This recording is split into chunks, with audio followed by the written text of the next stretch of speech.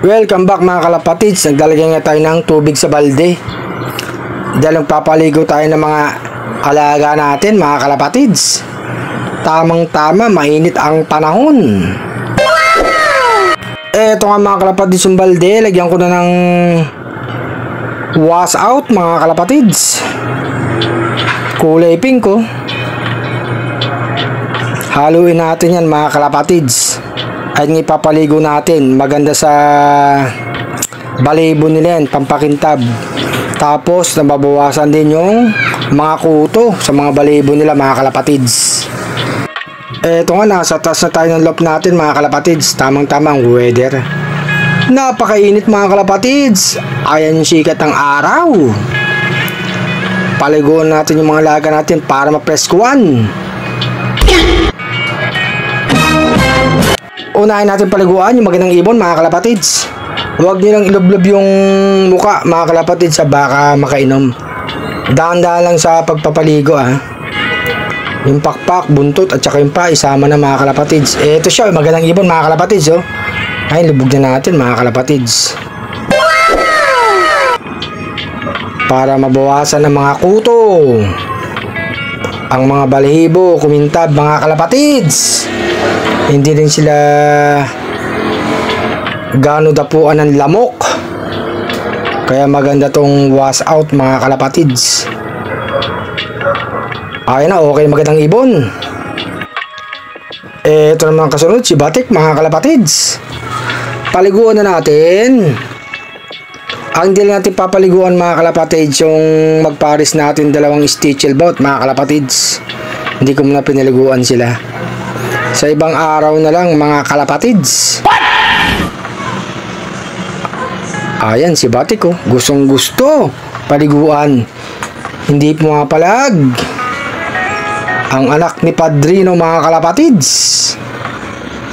Linisan siyempre ang mga paa. Pakpak. Okay na.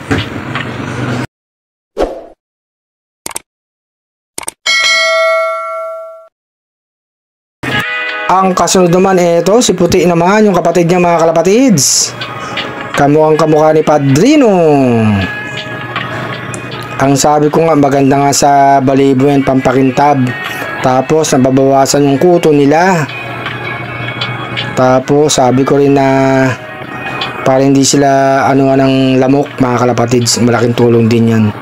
Yung wash out. Gustong gusto rin tong anak ni Padrino, si Puti. Presko na ang mga ibon natin. Okay na.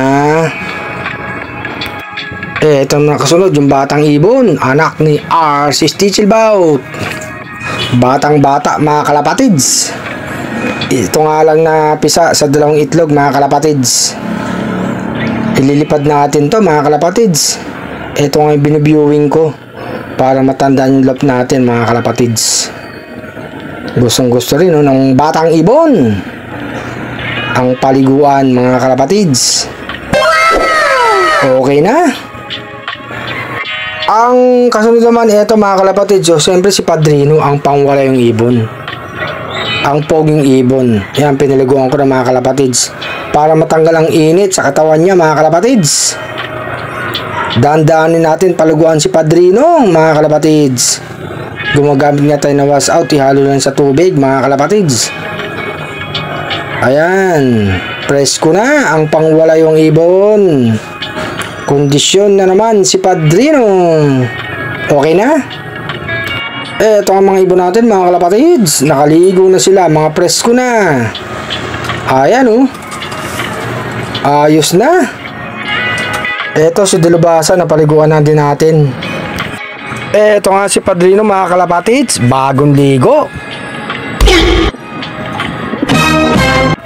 Eto nga si Orsilop mga kalapatids, nakapagpaligo tayo sa gitna ng araw.